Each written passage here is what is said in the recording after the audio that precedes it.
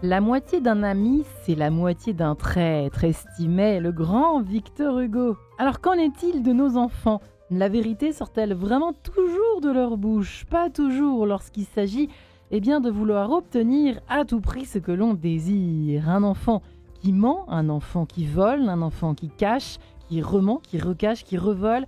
Que faire ? Comment réagir au fond quand les enfants trahissent la confiance de leurs parents ? Question que nous allons poser aujourd'hui à nos 3 invités dans cette émission en quête de sens.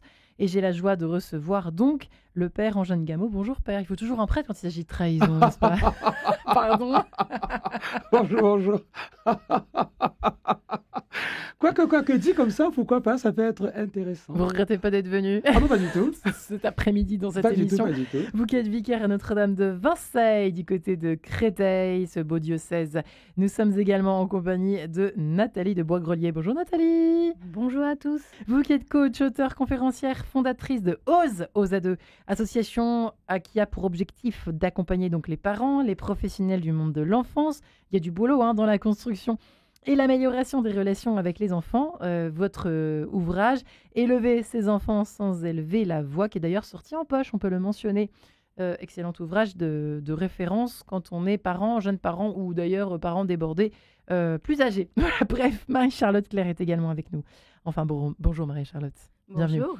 Alors, vous êtes coach parental, formatrice en éducation bienveillante, spécialiste des questions liées à la famille, praticienne certifiée. On peut mentionner votre petit livret, on peut le dire comme ça, 10 techniques pour accompagner la scolarité de ces ados, aux éditions Marie-Charlotte, coach éduqué avec bon sens. C'est ça, pour aller vite, la maison d'édition. C'est ça. À se procurer où, ce petit livret ? Sur Amazon. Sur Amazon, tout simplement. Bah oui, il n'y a pas de honte à ça, voyons, chère Marie-Charlotte. Voilà, et croyez-moi, il y a là-dedans des astuces, on en parlera certainement dans une prochaine émission, pour aider nos enfants qui ont du mal à faire leurs devoirs, nos enfants qui ont du mal à se concentrer, nos enfants qui ont des mauvaises notes en série et qui plongent, qui sont noyés par la mauvaise estime d'eux-mêmes qu'ils peuvent avoir et nourrir. Bref, là, aujourd'hui, nous nous occupons et nous préoccupons ces histoires de trahison. Alors, des mamans m'ont suggéré cette émission. Comme d'habitude, vous imaginez bien que nous travaillons en amont de ces émissions. Elles ne tombent pas du ciel. Et c'est vrai que tout a commencé par l'histoire d'un vol d'un jeune ado qui a 11 ans. Une maman qui me racontait qu'elle ne savait plus quoi faire avec son mari parce que cet adolescent vole, revole. Ça va des pièces à la carte bleue. Voilà. Donc, cas d'école. Qui veut commencer à s'y colter, si je puis dire ? Allez, je vous sens bien motivée et partante, chère amie, non ? Père Ange, vous voulez entamer ? Qu'est-ce qu'il faut faire, à part lui demander d'aller se confesser, ce jeune homme ?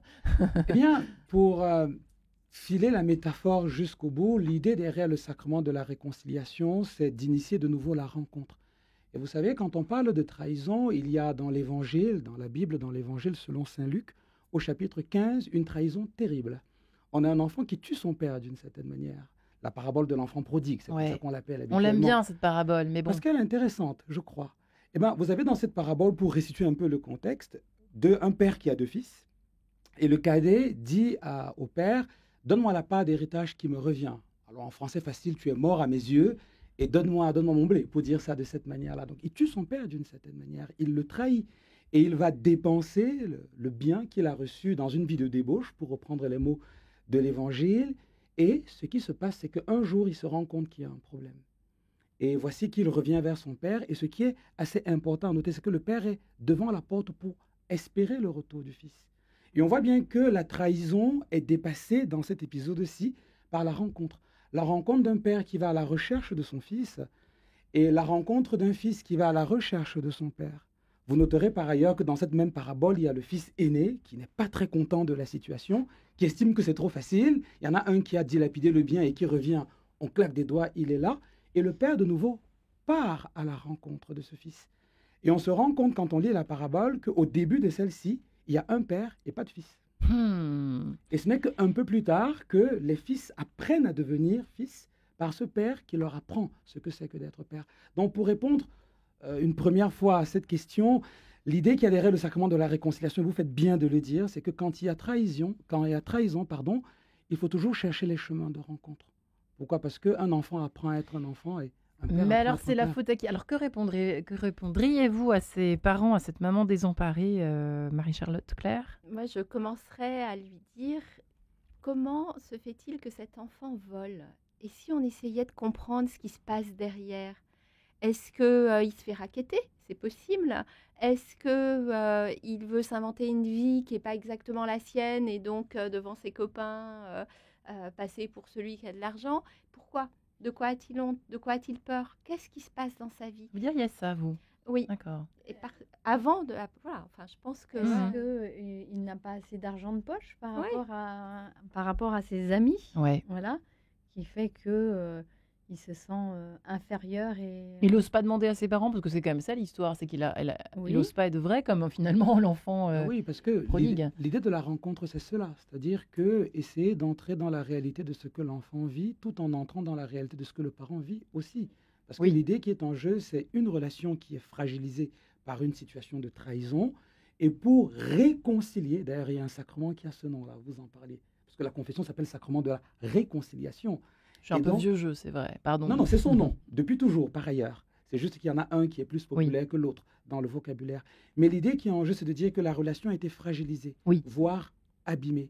Et que pour la réconcilier, il faut permettre aux deux histoires, aux deux personnes, de se rencontrer de nouveau et créer un contexte, un cadre qui rende la chose possible, en commençant par s'intéresser à l'humanité de la personne. Pourquoi est-ce qu'il vole? Qu'est-ce qui le pousse à le faire? Oui.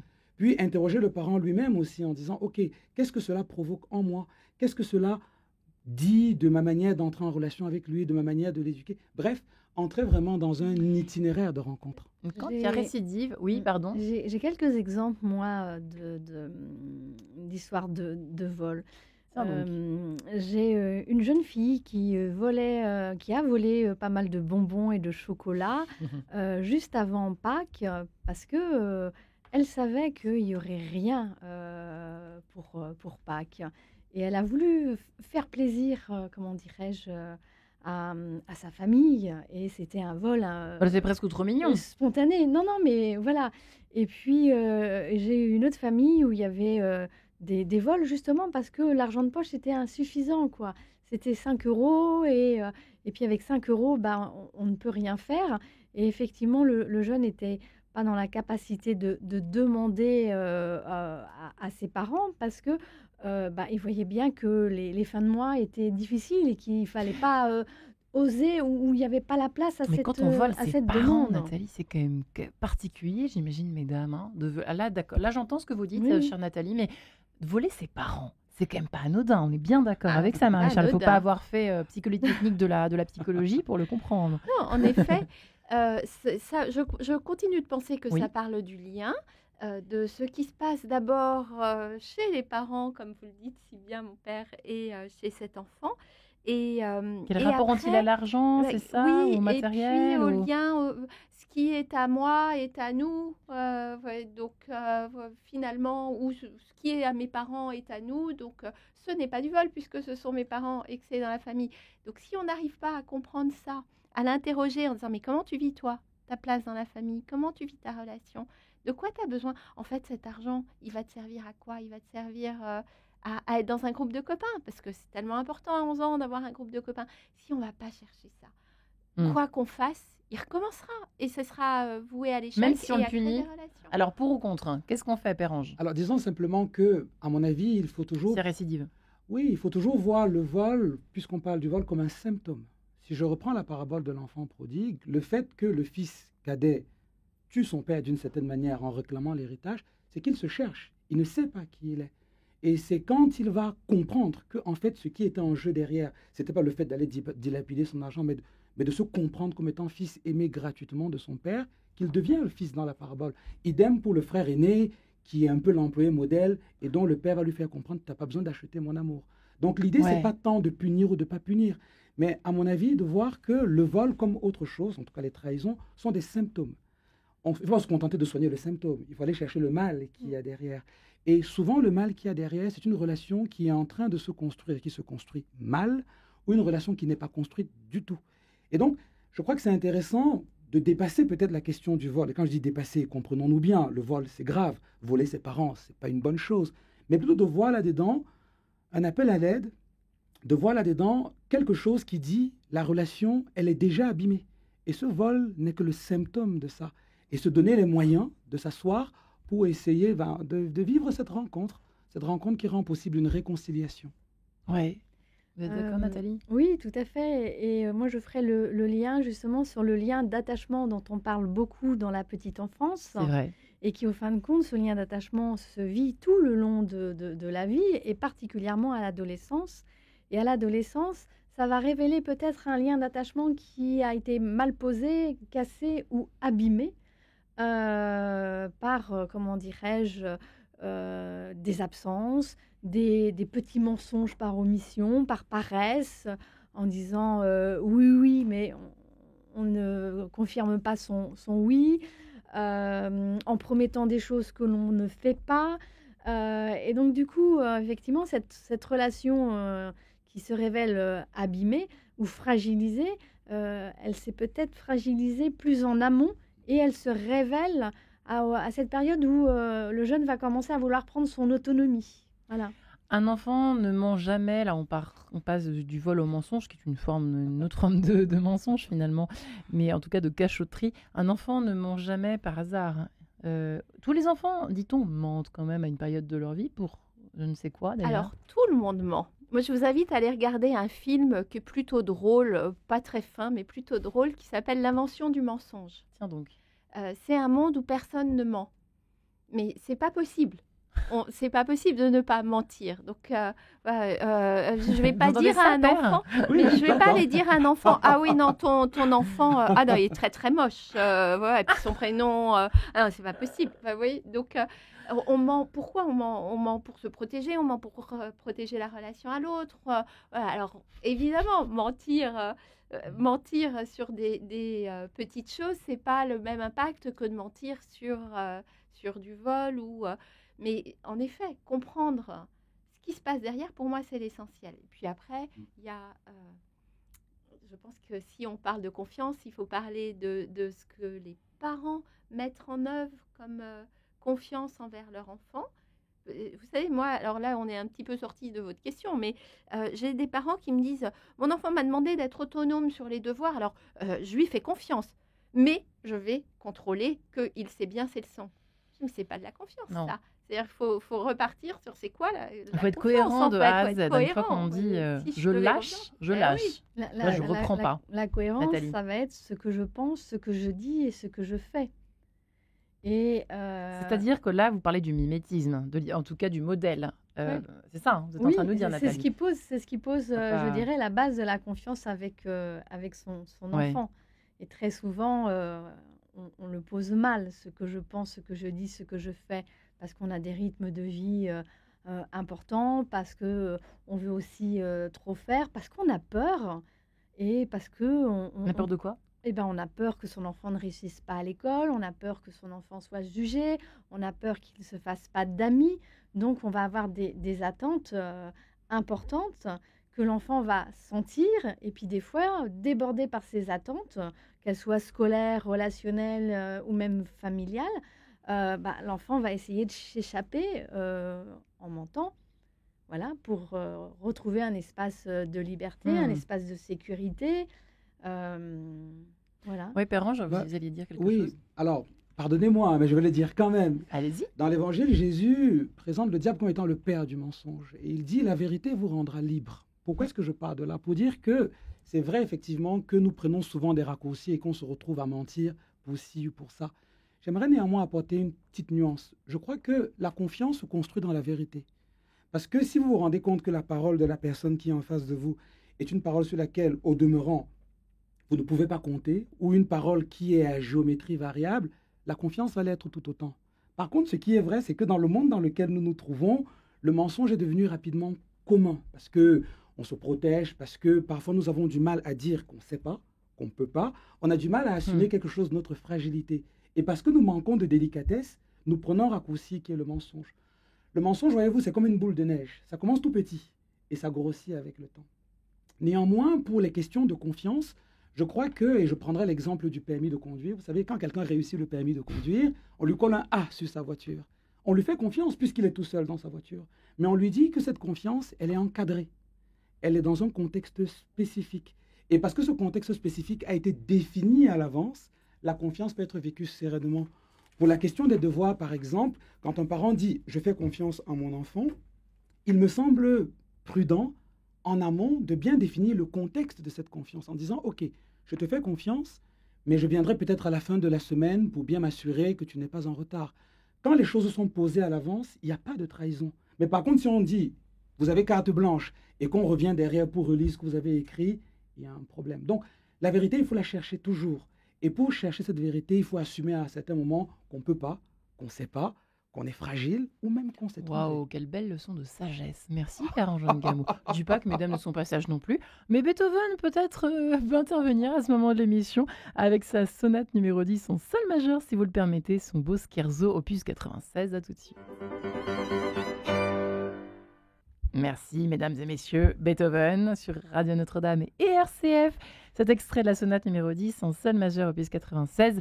Et à l'heure où nous parlons, eh bien, de la trahison avec un grand T, comment réagir quand les enfants trahissent la confiance des parents à travers toutes sortes de cachotteries, de petits mensonges ou de gros mensonges récalcitrants quand il y a récidive. Eh bien, c'est pas toujours facile de trouver la bonne réaction, la bonne attitude à adopter avec nos petites têtes blondes ou plus âgées d'ailleurs, quand ils commencent à devenir ados. Ça peut se corser. Marie-Charlotte Claire est avec nous.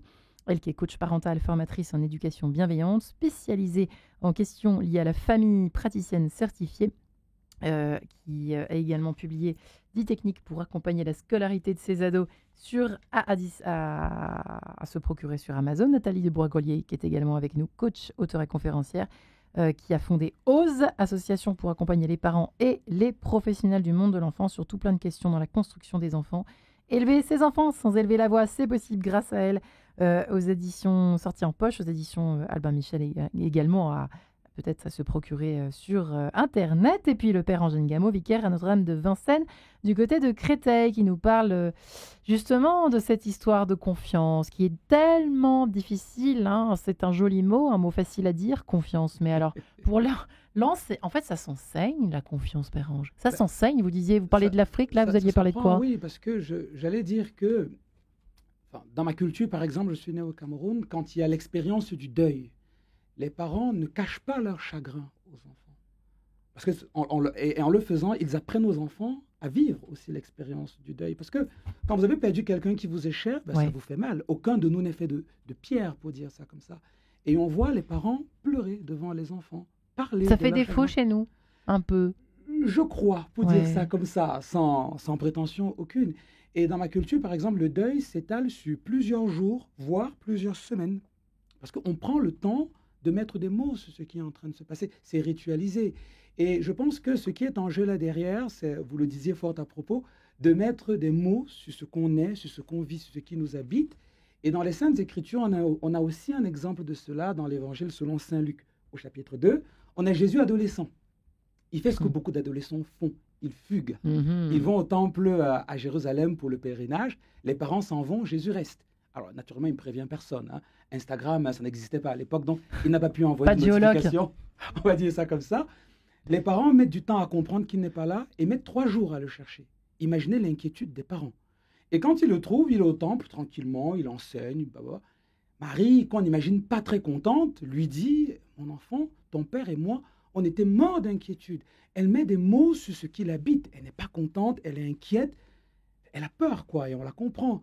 Jésus, il fait pareil, et il dit à sa mère avec un ton d'adolescent que tu aurais dû comprendre que ma place c'est ici. Je dois être dans la maison de mon père.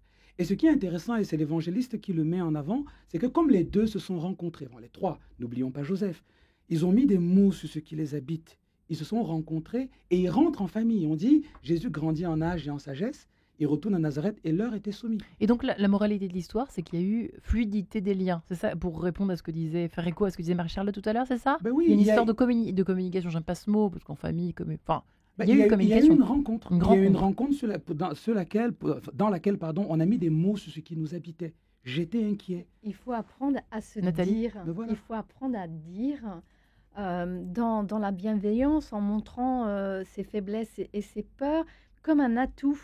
et apprendre à écouter. Et moi, je trouve que la famille, c'est le lieu idéal pour apprendre à s'écouter et à oser exprimer sa faiblesse ou à faire une demande. Une demande parce que je suis pas disponible, parce que je suis fatiguée. Et ce temps-là, je trouve qu'il manque dans la famille. Et pour moi, c'est la base justement de la confiance, déjà d'avoir confiance dans sa fratrie, dans sa famille, pour aller explorer l'extérieur, le monde extérieur. Et quand il y a le non, c'est pas moi. Quand il y a le non, c'est pas moi qui ai pris, c'est pas moi qui ai volé. Il y a mensonge plus vol, on fait comment, Marie-Charlotte? Et c'est pareil, je pense qu'il faut se Pareil, poser hein. la question de qu'est-ce qui se passe. Par où Mais commencer, après, quoi. voilà, qu'est-ce qui se passe? De quoi a-t-il La peur? première question. Est-ce qu'il a peur de la punition? Et pour revenir à votre question de est-ce que je punis? Alors moi, je suis plus favorable aux conséquences éducatives qu'aux punitions. C'est-à-dire? Ouais, alors, par exemple, il a volé, là, ce garçon, il a volé régulièrement de l'argent.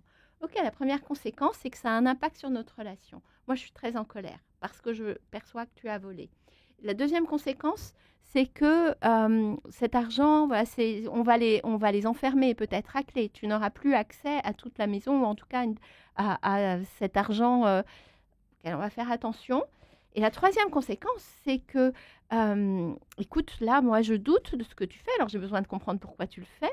Mais qu'est-ce que toi, tu peux mettre en œuvre pour qu'on retrouve cette confiance sur laquelle... Tout de suite aller sur la confiance. Ils comprennent? Alors, je vous dis, il y a plusieurs conséquences et je pense que ça dépend de l'âge de l'enfant, ça dépend de la redondance des événements. Mais la confiance, elle se donne. On est les parents. Si nous, on ne fait pas confiance dans nos enfants, si on leur dit pas, il y a un moyen pour que tu retrouves cette confiance que nous avions, ce lien de confiance que nous avions, on va pas pouvoir grandir.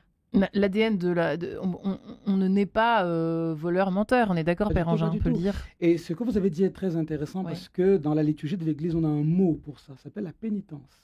Alors, c'est un mot que... C'est vrai que c'est pas la punition, la pénitence. Pas hein. du tout, pas du tout la pénitence. C'est La pénitence, assumer les c'est ça. conséquences de ses C'est-à-dire actes. qu'on assume les conséquences et dans les conséquences, on travaille à reconstruire la relation. Le mot pénitence, c'est ça. Et l'idée du sacrement de la C'est pas être réconciliation... maso comme disent les autres. Ben C'est non, pas pas du ça, tout. hein, c'est mal comprendre en Ben fait. hein. évidemment, vous savez, il y a des mots comme ça dans l'Église qui ont mauvaise réputation Absolument. parce qu'on leur a donné un sens qui n'est pas le leur. Et puisque vous parliez de confession ou de sacrement de la réconciliation, si la pénitence intervient dans ce sacrement, c'est pour aider le pénitent à comprendre qu'il a posé un acte qui a de conséquences réelles. Et que même si le pardon est donné, il faut travailler à construire la relation de nouveau. Et avec les enfants, puisqu'on parlait de punition, moi je suis plutôt dans l'optique de la pénitence, pas simplement parce que je suis prêtre, parce que je pense que c'est intéressant d'aider les jeunes à comprendre que les actes qu'ils posent ont des conséquences réelles, et que dans ces conséquences, la relation est toujours à construire en tenant en compte les conséquences de l'acte qui a été posé.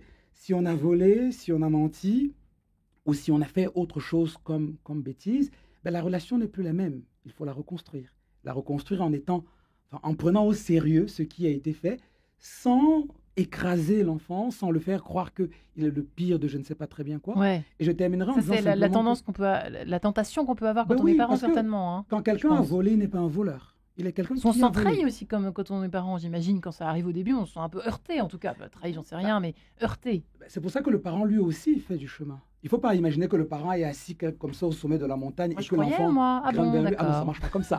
Les deux marchent ensemble. Le parent peut Nathalie? aussi prendre conscience d'une forme d'absence ou d'une forme de maladresse et, comment dirais-je, lui aussi réparer et demander pardon.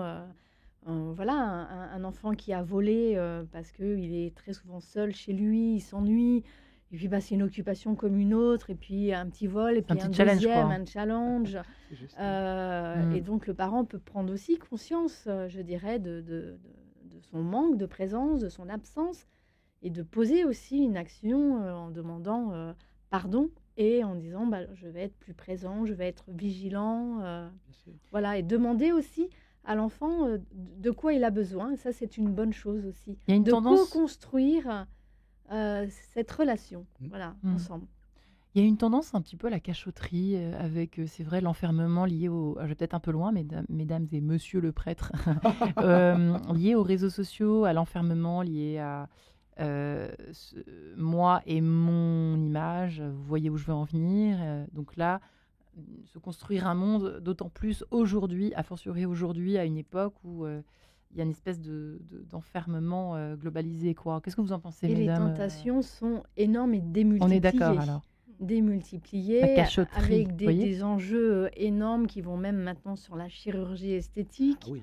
Alors maintenant, c'est plus les seins qui sont à la mode, mais ce sont les fesses. Et les dents. Et les Voilà. dents. Parce Et que les dents. j'ai un ami qui vient de découvrir que sa fille est allée en Europe de l'Est, je ne dirais pas où. Elle s'est D'où fait Jésus. limer les dents et elle s'est fait poser sur toutes les dents, hein, les 32, hein, enfin, Plaisanter. des implants. Alors lui, il est médusé. Parce que, Quel âge 17 ans, si je ne dis pas de bêtises. Mm. Il est médusé. Et vous savez que... Qui avait quel argent qu'elle a volé, et ça peut-être. coûte cher. Surtout que c'est très dangereux. C'est pas remboursé par l'assurance ici, vous en doutez bien. Puis on ne connaît pas les complications que ça peut créer. Tout ça pour avoir un sourire Colgate, hein, pour le dire comme ça sur les réseaux. N'empêche qu'on c'est lié à notre sujet, hein. Ben oui, puisque la question de la confiance, elle est la même. Vous savez, quand on prend les Saintes Écritures, le livre de la Genèse au chapitre 3, où il y a la première trahison de l'histoire de l'humanité, Adam, Ève face à Dieu, le péché originel ou la chute originelle pour le dire, on voit bien que la question de la relation est centrale. Mais cet épisode nous rappelle aussi qu'on est tous marqués par ces choses. On est tous marqués par la blessure de la confiance qui a été donnée ou qui n'a pas été donnée. Et donc, du coup, le parent comme l'enfant, enfin, surtout le parent, puisque le parent est en situation d'éducateur, le parent doit toujours comprendre qu'il y a aussi à l'intérieur de son cœur cette blessure qui va le pousser à mentir par moment, qui va le pousser à trahir la confiance de l'enfant aussi. Et parce que nous portons tous cette blessure, c'est ensemble que nous faisons la route pour pouvoir grandir. Parce que la relation, ça s'apprend. Si on prend au sérieux, pour parler avec un vocabulaire chrétien, si on prend au sérieux la marque du péché qui nous touche tous, ça veut dire que même si aucun de nous n'est né menteur, on est tous nés pécheurs d'une certaine manière. On est tous nés blessés par ça. Et si on le prend au sérieux, ça veut dire qu'on doit se donner réellement les moyens de construire. Enfin, on ne naît pas parent, on le devient. On ne naît pas enfant, on le devient aussi. Pour le dire. Vraiment, la relation, c'est important. Vous étiez menteur, vous, ou voleur? Vous avez volé un peu dans votre enfance ou pas? Vous étiez comment? J'espère que mes parents n'écoutent pas. Mais j'ai eu un épisode terrible quand j'étais ado. Je le reconnais, je le confesse. J'ai pas vraiment volé, mais mes parents m'avaient donné des sous à gérer. Et j'avoue que j'avais pris quelques petites pièces là-dedans pour aller manger des bonbons avec les copains. Et ils m'ont appelé après en disant « Fais-nous le compte de ta gestion ». Alors, je suis devenu blanc comme un linceul. Hein. Et c'est à ce moment-là que j'ai compris ce que je suis en train de vous dire. Parce que mes parents m'ont dit, vois-tu, tu es un garçon, on va te confier la gestion de la maison, puisque mes frères aînés étaient partis de la maison et j'étais devenu le grand garçon de la maison.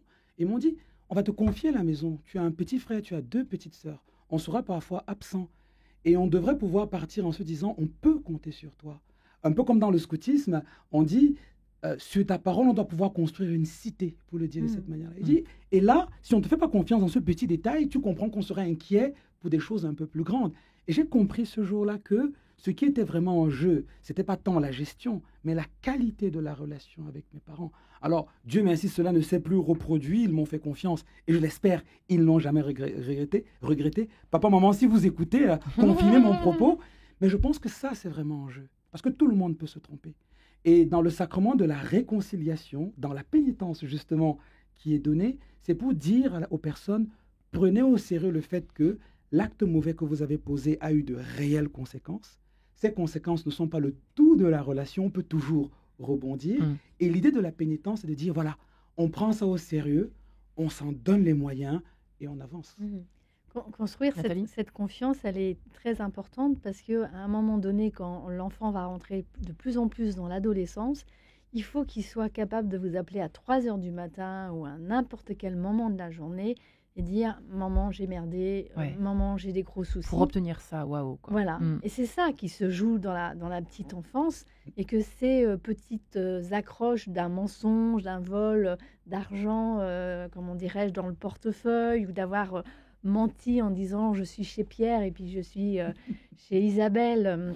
Mais j'ai envie de dire que ça, ce sont des expériences à vivre pour grandir et construire mutuellement cette confiance pour que quand il aura 15 ans, 16 ans, 19 ans, il puisse, sur un problème d'agression ou de harcèlement ou Être en vérité, tout simplement, avec ses voilà, parents. et Avoir de confiance en ses parents voilà, aussi, et de hein. savoir qu'il peut demander de l'aide et que quelle que soit la bêtise qu'il a fait, qu'il va être accueilli, et ça c'est un super cadeau que vous faites à votre enfant et que votre enfant vous fait à vous, et ça pour moi c'est tout l'or du monde. Dis-moi Euh, comment tu mens, je te dirais comment tes parents mentent. C'est un peu ça finalement aussi, Marie-Charlotte, vous êtes d'accord? Il faut Oui. montrer un peu l'exemple d'une certaine Mais il façon, faut hein. On est complètement d'accord, hein. montrer l'exemple. Si je comprends bien, vous Bon, on entendant peut les uns les pas, autres ce voilà, matin, on ce n'est soir. pas parfait, hein, voilà, nous ne sommes pas des saints, donc ça peut nous arriver aussi de nous tromper. Je rebondis sur ce que dit Nathalie, que je rejoins complètement. N'oublions pas que l'adolescence, c'est un moment d'expérimentation. On vient tester, est-ce qu'il y a un cadre, est-ce qu'il y a des limites. On va aussi vivre ses premières fois, et que tout ça, ça nous construit. Et que bien sûr que voilà, je suis ado, je vais en effet raconter que je suis chez Pierre alors que je suis chez Isabelle parce qu'il faut On que l'a je tous teste. faite celle-là, hein, je Voilà, crois, hein. hein. Et en même temps, si mes parents le découvrent, comment vont-ils réagir? Eh oui. Et si ils sont capables de se dire, nos enfants, dans le plus grand souci que je pourrais avoir, je peux appeler mes parents, que ce soit un problème, voilà, j'ai pris de la drogue et je suis, enfin peu importe, j'ai trop bu alors que j'ai je sais trop que j'ai pas bu, le droit de voilà. boire. Ou sur les réseaux, je suis confrontée maintenant à quelqu'un qui me demande de lui envoyer des photos intimes ou Ça va ben oui, loin, mais hein. papa, maman, ils m'ont dit, De quoi pas y qu'il se aller. passe, ouais, mais aussi ils m'ont dit, Oui. quoi qu'il se passe dans ta Mm. vie, on est là. Mm. Et on fera face ensemble. Mm. Je pense que c'est ça qui compte. Et ça manque beaucoup, je trouve. Ouais. Ça manque beaucoup. Sur les réseaux sociaux, on va aller sur des interdits, et puis ça va, mais je te l'avais dit, tu n'écoutes pas.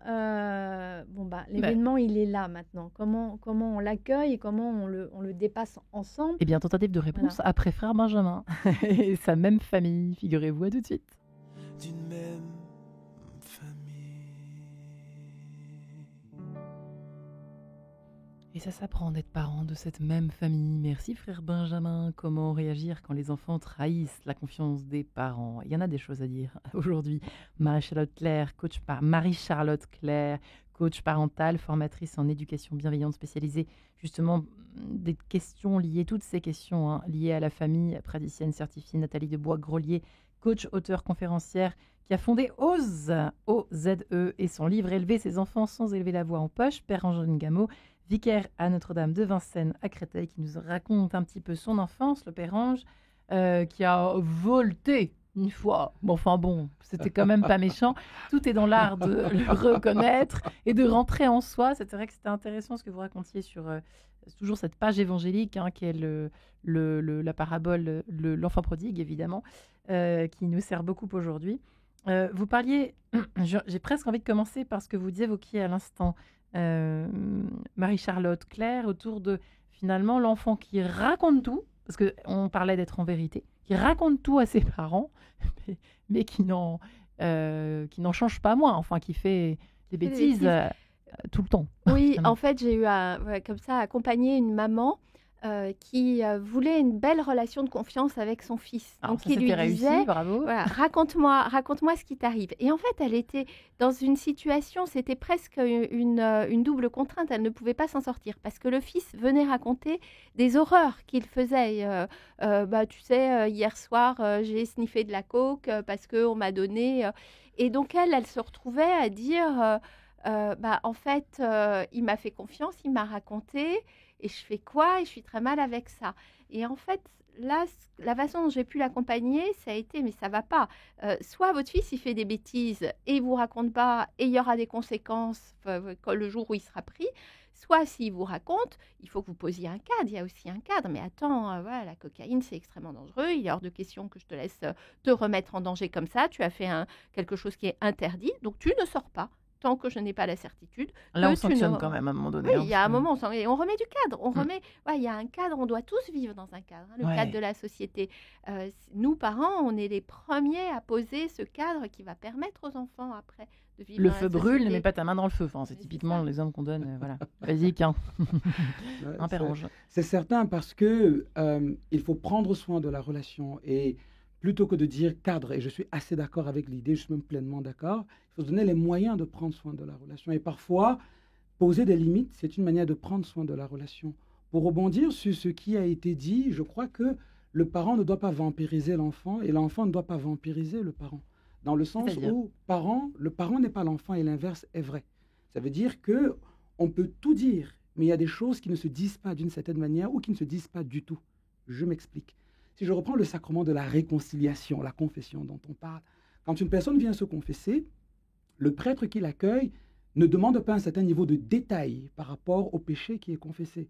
On pourrait, mais il est interdit de le faire, pour une pure et simple raison qu'on n'a pas avec le pénitent une relation fusionnelle. Vous êtes vous, je suis moi. Le parent est le parent, l'enfant est l'enfant. Et la relation de confiance ne veut pas dire la nudité absolue l'un devant l'autre. C'est absolument pas ça ce que ça veut dire. Mais ça veut dire qu'on sait mettre des mots sur ce qui se passe. On sait dire ce qui est en train de nous traverser. Et sur ce qui est dit, parce qu'il faut de la pudeur aussi, la pudeur rend capable d'écouter. Hein. Vous savez, les choses sont audibles parce qu'on y met la pudeur. Si vous ne mettez pas la pudeur, c'est un peu ce que vous disiez, à un moment, le parent n'est plus capable d'écouter. C'est trop pour lui.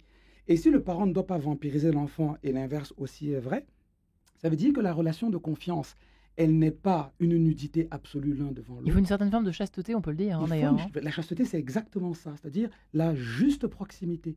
Et cette juste proximité fait que, dans l'exemple que vous avez donné, maman, j'ai fait des bêtises. Dans ma vie, c'est désordonné. Il y a des choses qui sont graves que je fais. Certaines choses sont à dire. Et il y a un niveau de détail qui n'est pas souhaitable de prendre. Parce qu'à un moment, ce n'est plus de la confiance, c'est du voyeurisme. Du voyeurisme, oui. Et les réseaux sociaux, vous le voyez bien, encouragent souvent à cette fausse confiance, qui pour moi est dangereuse parce qu'elle est le germe d'une trahison future. J'apporterais une attention, on parle beaucoup des mamans, mais ce qui est important, c'est d'être deux, et c'est d'être parents deux. Et quand il y a un vol, de la consommation d'alcool, enfin des choses un petit peu plus graves, il est important qu'il y ait le père et la mère, même s'ils sont physiquement séparés, et qu'ils parlent d'un même ton. Et ça demande au préalable déjà de se questionner sur la relation qu'on a avec cet enfant, la confiance qu'on a, ce qu'on attend, et de se mettre en accord avec l'autre parent pour parler d'une même voix. Ça apporte de la sécurité aux jeunes. Parce que très souvent, on voit des mamans se débattent sur cette problématique de petits vols, voilà, d'avoir pris la mobilette le soir alors que je l'ai interdit. Et le père n'est pas là pour appuyer le cadre et le renforcer. Et ça apporte aussi énormément de confiance aux jeunes, et ce jeune a besoin. Et si ce cadre n'existe pas, il est pertinent peut-être d'aller chercher le parrain, la marraine, d'aller chercher peut-être un grand frère qui a peut-être 6 ans ou qui est déjà sorti, lui, du milieu familial, qui est peut-être marié, qui fait des études supérieures, de voir comment ce jeune, ça peut être aussi un prêtre, peut avoir une relation avec d'autres adultes de confiance qui peut prendre ce relais. Voilà. Il faut vraiment que je vous engage au caté, là, parce que là... ah oui, mais ça, c'est... Mais moi, je voudrais aussi compléter ce que vous dites. Parfois, on voit des mamans qui, justement, le fils ou la fille va dire « Non, mais tu ne le dis pas à papa. Bon, d'accord, c'est notre secret. » Mais non, c'est juste, on entend ça. Hein. Oui, c'est pas possible, c'est mauvais ça. Non, tu as fait quelque chose qui est grave et nous sommes ensemble pour t'éduquer. Ton père sera informé. Oui. Et ça rappelle aussi le fait que dans la relation, et d'ailleurs c'est ce que le mot église veut dire aussi, et c'est Saint Augustin qui le dit très clairement, il dit quand un chrétien commet un péché, c'est tout le corps de l'église qui a péché avec lui. De la même manière que quand vous allez vous confesser, c'est toute l'église qui reçoit le pardon. Cette solidarité du corps que saint Paul va développer dans son épître aux Corinthiens rappelle aussi que dans l'éducation, c'est important pour un enfant comme pour le parent de comprendre que tout ce qui se passe dans la relation engage toute la famille. C'est la raison pour laquelle je suis assez méfiant, voire opposé à... C'est notre petit secret entre le papa et l'enfant ou la maman et l'enfant, parce que c'est pas bon. Le dis pas à ton père, le dis pas à ta mère. Oui, on entend beaucoup. Hein. Mais alors toutefois, je ne mélangerai pas le reste de la fratrie. Évidemment, voilà. évidemment. Ça reste entre les trois personne. Bien Voilà. sûr. Qui commet là, celui qui commet là, enfin Oui, l'enfant tout qui à commet fait. l'acte. Voilà, le père qui et la ment, mère, qui- mais on n'implique pas la petite sœur et on ne Mais par déballe contre, pas. lui expliquer peut-être qu'il y a des impacts un peu invisibles dans un premier temps qui sont familiaux. Ça, c'est possible. Enfin Mais bon, sans peut rentrer arriver. dans les Bien détails, sûr. voilà, on peut dire D'accord. que, comment dirais-je, Yasmine a fait quelque chose de pas bien, qui nous a déçus, et en ce moment, nous cherchons à trouver une solution ensemble, voilà, mais on n'est pas obligé de rentrer dans les détails. Ouais. Oui, et Voilà. je prends un Vraiment. exemple, je reprends le mien d'ailleurs, parce que quand mes parents me demandent de faire la gestion, j'étais un grand ado à l'époque, hein, quand ils me demandent de faire la gestion des sous qu'ils m'avaient donnés et que je me rends compte Ils faisaient qu'en un fait, test en fait, c'est ça? Non? je ne sais pas Bon, si c'était un bref. test, je ne me Ouais. suis jamais vraiment posé la question, mais j'ai bien compris que ils m'ont fait comprendre, pour le dire comme ça, que ce qu'ils attendaient de moi avait des conséquences sur mes frères et sur mes sœurs. Mes frères et mes sœurs n'en ont jamais rien su jusqu'à aujourd'hui, parce que je l'ai dit à la radio. Ils n'en ont jamais rien su. Donc je vais dans votre sens en disant Mm. qu'il faut toujours bien circonstancier, je ne sais pas si le verbe existe, ce qu'on dit et ce qu'on fait. Parce que ce qu'on fait, ça engage d'autres que nous. Mais cet autre que nous, il faut toujours bien le mettre dans le périmètre qui est le sien. Et dans le sacrement de la réconciliation, si le sacrement est célébré de manière personnelle, c'est aussi pour cela. Parce que les péchés que nous commettons, ils engagent tout le corps de l'Église. Mais la confession publique, elle ne se fait plus aujourd'hui. Pour cette raison-là, pour bien faire comprendre que, oui, ça touche l'ensemble du corps, mais cela va être accompagné dans la circonstance, dans le périmètre qui est approprié. faut dire ça Personnel, comme quoi. ça, voilà. Il ne faut Mm. pas rajouter de l'humiliation, Non, il faut du rabaissement. Ça peut être peut-être la Voilà. tentation première hein, qu'on peut avoir quand on est tellement ahuri, quand on découvre que finalement un monde se cache derrière cet enfant qui a l'air par exemple tout gentil, tout mignon. Et boum, alors la première réaction c'est peut-être de sanctionner et d'être dur, quoi, de Mhm. l'humilier, de dire mais comment on a pu me faire ça, etc. De fermer la porte, enfin. Pour qu'il y ait J'imagine, Marie-Charlotte, que c'est une tentation. Bah Vraiment. oui, alors pour qu'il y ait humiliation, il faut qu'il y ait des personnes autour. Donc ça, je rejoins ce qui vient d'être dit. Ouais. Ouais, on règle le problème à trois, mais pas devant les frères et sœurs, pas devant les copains. Mon Dieu, quelle humiliation! Un ado qui se fait engueuler par ses parents parce qu'il a volé ou parce qu'il n'a pas rangé sa chambre devant Ouais. ses copains. Comment voulez-vous que la relation de confiance se construise si on a été humilié devant ses amis? D'autant Mm. plus que personne ne grandit après avoir été humilié. Quand vous humiliez les gens, vous les écrasez. Ils ne grandissent pas. Ils sont meurtris dans leurs blessures. Et c'est pour cela que j'aime beaucoup dans la formule de l'absolution du sacrement de la réconciliation. On dit que Dieu vous donne le pardon et la paix. Pourquoi? Parce que, au demeurant, ce qui est en jeu dans la relation, c'est aussi cette paix qui va se dire, je peux parler de ça à mon père, je peux parler de ça à ma mère. À quel âge on apprend tout ça? À quel âge on peut apprendre à un enfant? À 2, 3, 4 ans, 5 ans, 6 ans, 7 ans, l'âge de raison, Nathalie? C'est Marie-Charlotte? c'est un Nathalie parcours. C'est tout le long de ce parcours d'enfant qu'on apprend. En mettant en place, par exemple, le bâton de parole, justement, pour apprendre à se dire dans la confiance, à apprendre à écouter l'autre, entre un enfant qui parle peu, un Il y a voleur les de problèmes des parole, taiseux parce aussi, qu'il y hein. a celui qui parle trop. Et donc, déjà, ça, c'est un premier...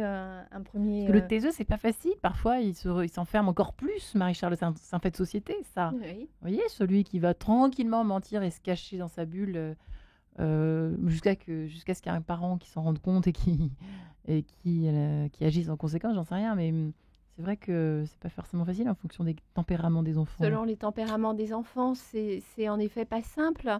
Je pense que c'est vraiment un choix voilà, qui s'accompagne toute la vie. Peu importe le tempérament de son enfant, Donc, je commence à quel choisis âge de te... Mais à la naissance. C'est-à-dire par quelle Mais chose à la naissance? Par exemple... À la naissance. Mais enfin oui, moi je vois des secrets de famille qui sont tus. J'ai accompagné des enfants qui ne savaient pas qu'ils étaient adoptés. Eh bien ça Il y a un crée univers des qui gros s'est problèmes. Waouh. C'est-à-dire, il y a un moment où dès la naissance, je vais dire, je t'ai choisi pour être mon enfant. Tu es l'enfant de mon cœur. Plus jamais je t'abandonnerai. Tu as un papa, une maman biologique qui ne sont pas nous. On peut déjà démarrer Avec comme ça. délicatesse, mais Avec dire les choses. délicatesse, mais Ouais. dire les choses Hmm. tout petit. Donc, pour moi, voilà, ça se dit dès la naissance et jusqu'à très grand. Et si votre enfant est taiseux et ne parle pas, ça n'empêche qu'il sent la vraie confiance. Ça se sent. Puis je pense que, Ouais, pour aller Père dans votre sens, que un enfant s'exprime par plusieurs biais. Parfois, c'est par la parole, parfois, c'est par autre chose. Et vous savez, si la famille est la première cellule ecclésiale, l'église domestique, ça veut dire que c'est aussi dans ce lieu-là qu'on apprend à entrer en relation. Et les liturgies domestiques, quand on voit un peu les liturgies domestiques, on voit bien qu'elles se construisent là-dedans. Apprendre à chacun à prendre la place qui est la sienne, apprendre à écouter, apprendre à poser un geste, une parole sur ce qu'on est, sur ce qu'on vit. Le drame de notre société, peut-être, c'est que ces liturgies domestiques ont un peu disparu, parce qu'on délègue à peu près tout à monsieur le curé ou au papa ou au maman caté. Et dans l'établissement dans lequel je suis à Notre-Dame de la Providence, à Vincennes, quand on rencontre les parents, on leur dit cela. On leur dit, vous savez, c'est comme une course de relais.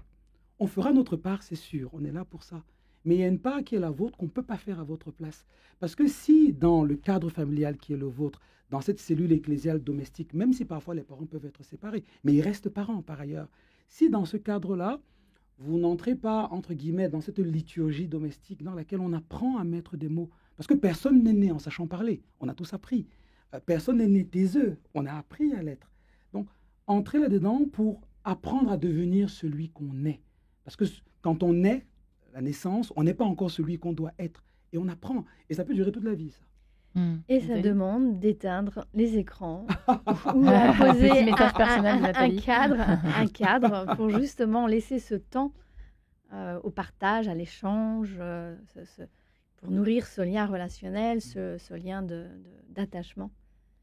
Et malheureusement, je trouve que les écrans grignotent énormément de temps et du coup affaiblissent la qualité relationnelle dans les familles. Donc, je ne doute pas que les auditeurs de Radio Notre-Dame et RCF sont très attentifs à ça, mais quel cadeau de savoir gérer ces temps d'écran pour laisser ce temps relationnel, ce temps aux apprentissages, malgré des fois des petits vols ou des mensonges qui peuvent devenir des très belles expériences d'apprentissage. Ouais, il ne faut pas dramatiser quand ça commence, ne pas se dire « ça y est, j'ai enfanté un dealer ». Il faut se dire « non, on va voir le Père Ange, pour lui demander conseil. On va voir Marie-Charlotte Claire, on va voir Nathalie de Boisgrelier pour demander des conseils avisés pour à la fois rester toujours difficile, toujours ce point d'équilibre entre le cadre, la confiance retrouvée au bout de quelques temps, j'imagine.